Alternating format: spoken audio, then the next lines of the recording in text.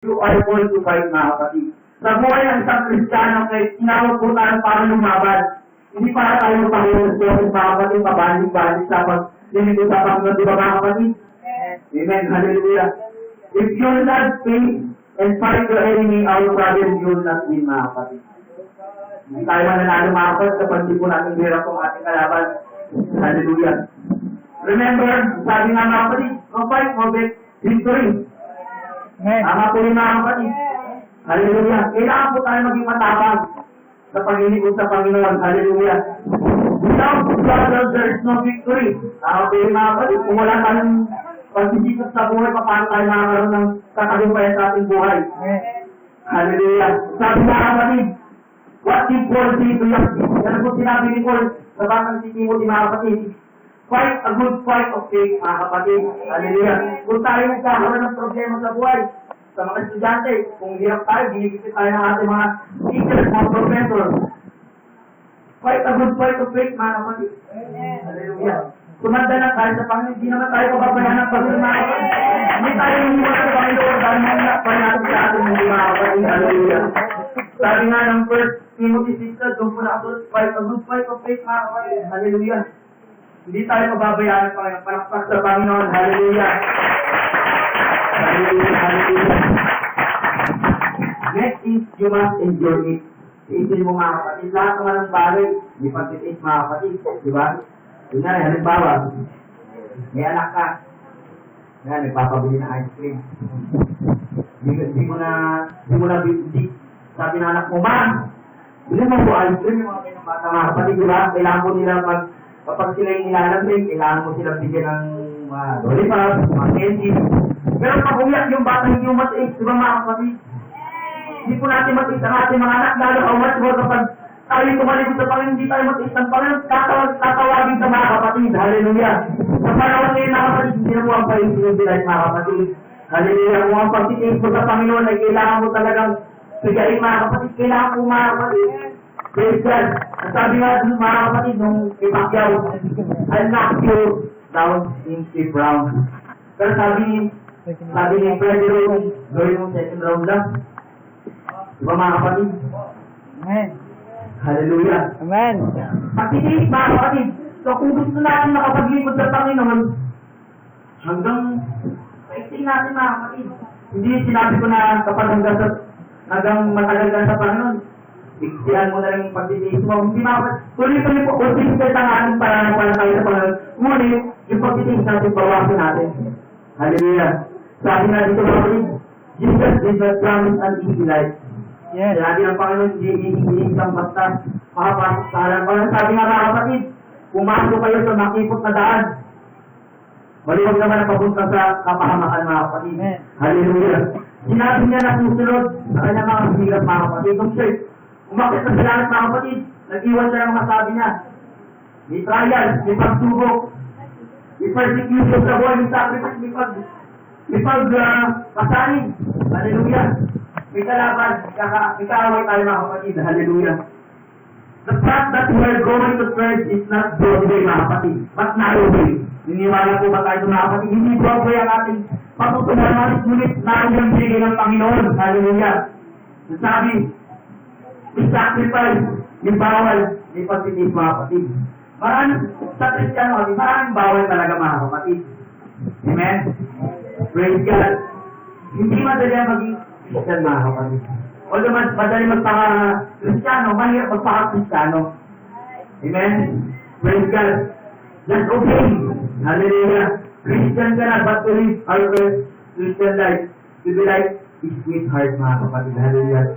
Kaya if once to follow Jesus, sumunod tayo sa gawain ng Panginoon, umakit ang gawain ng Panginoon. Although, sabi ko nga mga kapatid, nung last speech ko sa ginawa ko, sabi ko, hindi man tayo basta mabalik sa gawain ng Panginoon, basta dahan-dahan na tayo mga kapatid. Hindi naman po kagalingan dito mga kapatid.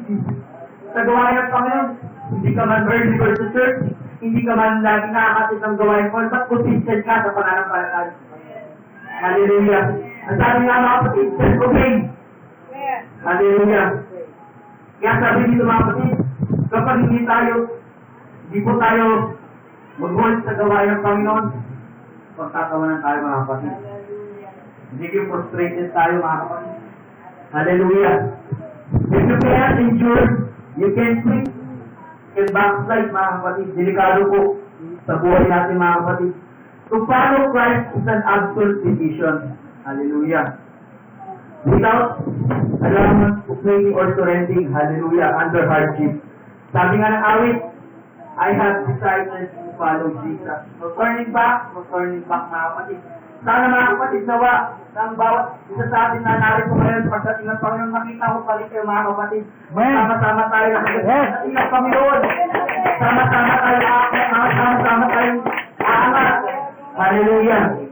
Praise God. Hindi po gusto dito mga kapatid na maabutan tayo po yung naglilikod pa rin mga tatang mga. Praise God. Hallelujah. Parang parang ang Lord. Hallelujah. Hallelujah. Hallelujah. Church, do you want peace and be safe? Yes, yes. So ba hanggang sa pagbukas ng mundong ito, makasama ka sa rapture mga kapatid. Mahirap po ang paiwanan talaga mga kapatid. Mahirap maiwan sa rapture. Sinasabi ko po mga kapatid, hallelujah. Alam mo ba na ang pagtitiis ay very weapon yun mga kapatid. Ang pagtitiis ay hindi basta-basta yung mga kapatid. Pero makapangyarihan ito mga kapatid, makapangyarihan po ang pagtitiis. Tiis na magtatagumpay tayo sa gawain ng Panginoon, hallelujah. Kung ano man ang pagturok nga sa buhay, pagtitiis lamang mga kapatid sa ating buhay, hallelujah. Bakit nandito tayo? Mula nung may tatag ang church na ito, nandito pa rin tayo. Bakit mga kapatid? Dahil sa pagtitiis. Bakit na nagpapasting ng 3 days? 4 days? Dahil pagtitiis ka. Itong marating ng buhay mo mga kapatid. Hallelujah. Ang sabi mga kapatid, hindi kailangan ng papormahan dito mga kapatid. Guguha mo ka. Thank you Lord. Kumakan ako, thank you Lord. Kung bakit ka, thank you Lord. Amen? Praise God. Hindi pa kita dito mga kapatid. Kung ginagamit ng Panginoon, just do it mga kapatid. Ginabigay siya ng Panginoon eh. Kung hindi ka very talented mga kapatid, pasalamat sa Panginoon dahil sa buhay ng isang Kristiyano mga kapatid, hindi lamang tayo taga-salubot mga kapatid, hindi na tayo napupunta taga-kinig mga kapatid. Gagamitin tayo ng Panginoon sa malaking gawain. Hallelujah. Hindi po patibayan nandito mga kapatid ng katawan natin. Palaki ng katawan mga kapatid. Hindi lang po ganun. Praise God. Pero kailangan natin ang patibayan ng ating mga spiritual na pamumuhay mga kapatid. Amen! Pananampalataya sa natin mga kapatid. Increase our faith. Church, hallelujah. Praise God. Sabi dito, it's not paperahan. Di po dito pera ang pinag-uusapan mga kapatid. Niniwala po ba tayo doon? Hindi pera po ang pinag-uusapan dito. Malakihan ang bigay. Hindi po pinag-uusapan dito yung mga kapatid.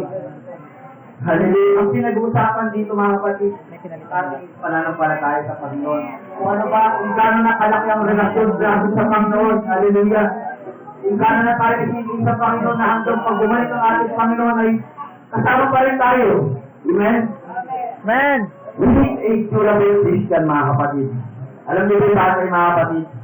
Pag nag-advertise, kailangan durable battery. Doon tayo mga kapatid sa Panginoon, kailangan natin maging durable Christian. Na habang tumatagal, lalo tayong gumagaling mga kapatid. Kakaroon tayo ng kapangyarihan. Di ba mga kapatid? Pero kapag tayo naging malungkot, mahirap mga kapatid. Alam mo mga kapatid, kapag may kaaway kang, hirap magpuli sa Panginoon. Kung po yung mga kapatid, nagranasa ko, ikaway ako dito sa church, mahirapan po. Christian. So, anong po mga kapatid, mahirap magpuli, mahirap magtaas ang kamay sa Panginoon. Ngunit pag nalampasan mo yung mga kapatid, hallelujah, glory to God. Hallelujah. Hallelujah.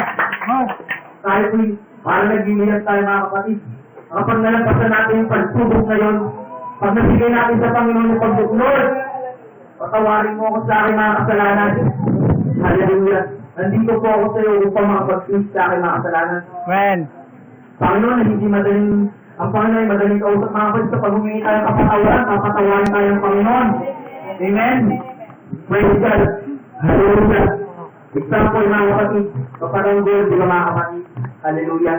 Kapag ang isang, kunyari may pera ka mga kapatid, inipon mo yun. Tapos, bumili ka ng jacket. pagbili mo ng gamit, mag-iipon ka na naman, pagtitiis naman mga kapatid. Di ba ginamit mo niya yung pera? Ngayon po yung mga kapatid, di ba? The church, those who will stay with remain, ay yung tumatagal sa Panginoon mga kapatid. Hallelujah. Niniwala ko wala na kapag tayo tumatagal sa Panginoon, tayo po ay lumalakas. Praise God. Maging kalakasan natin ang bawat sa ating mga kapatid. Hallelujah.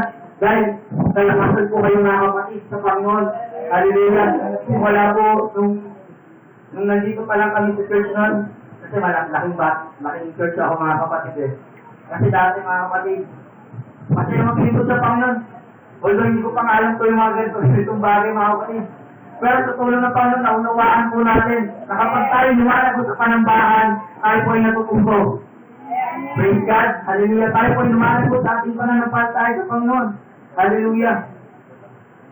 Sa pag-preach, tumatayo sa harapan mga kapatid. Natututo po tayo. E ginagamit po tayo ng Panginoon. Kasi train tayo sa ganitong gawain mga kapatid. Hallelujah. Praise God. Parentes sila tayo kapatid. Salamat sa Panginoon. Kung tayo nagdadala ng masasayang halos, salamat sa Panginoon. Kung ginagamit ng Panginoon sa pagdadala ng message niya, salamat sa Panginoon mga kapatid. Hallelujah. Dahil lahat nga tayo dito ay gagamitin ng Panginoon. Hallelujah. Praise God. Palakpakan po natin ating Panginoon. Hallelujah. Hallelujah. Hallelujah. Maaaring nakatulong ka lang dyan sa iyong sinubuhan. Hindi ka napapansin mga kapatid. Ngunit may malaking mata na nakakapansin sa'yo mga kapatid. Hindi buli-buli mga kapatid. Hindi po natin, malamang sa church, hindi ka man napapansin. Nangibig ka lang. Praise God, ngunit sa Panginoon. Kitang-kita ka mga kapatid. Malaki ka sa Panginoon mga kapatid. Hallelujah. Maaaring matibay ka sa pag-isip mga kapatid. Kunyari, halimbawa, nakaupo ka lang mga kapatid. Hindi ka man napapansin sa church. Pero, may matibay ka na pag-iis, may matibay ka na paninindigan sa Panginoon na nag-iikot sa Panginoon. Salamat sa Panginoon dahil tumatagal ka, hindi walang sa iyong pag-upo dyan, gagamitin ka ng Panginoon. Diba mga kapatid? Kunyari, halimbawa, nakaupo ka, bibisitang tumabi sa'yo. Sasiran mo ng walong ka. Ministry na po yun mga kapatid. Ito bahagi ng salita ng Panginoon. Praise God. Sabi nga dito mga kapatid, hindi ka nga, pero ito ay simple lang mga kapatid. Simple na tayo sa harapan ng Panginoon mga kapatid. Hindi ako po rockstar, kailangan ng Panginoon dito sa harapan. Praise God. O ngayon mga kapatid, simple tayo pero rock. Yan, di ba mga kapatid, nasasabi ko ng sa labas, simple ka lang ha, pero rock ka. Dati nga mga kapatid, nasabihin ako ng gano'n. Exam kami, sabi niya, puro mo ah. Hindi ka lang dito sa tabi pero rock ka. Yung alam na din. Pero sa tulong pa nun, nalalapasan natin gano'n, nakakapag-review tayo ng ating mga notes, di ba mga kapatid sa mga estudyante. Praise God. Sa tulong po ng Panginoon, tayo ay magiging matatag. Hallelujah. Hindi ka man gifted child, hindi ka man binayaan ng Panginoon ng talento. Umulit, tuloy lang tayo sa paglilingkod sa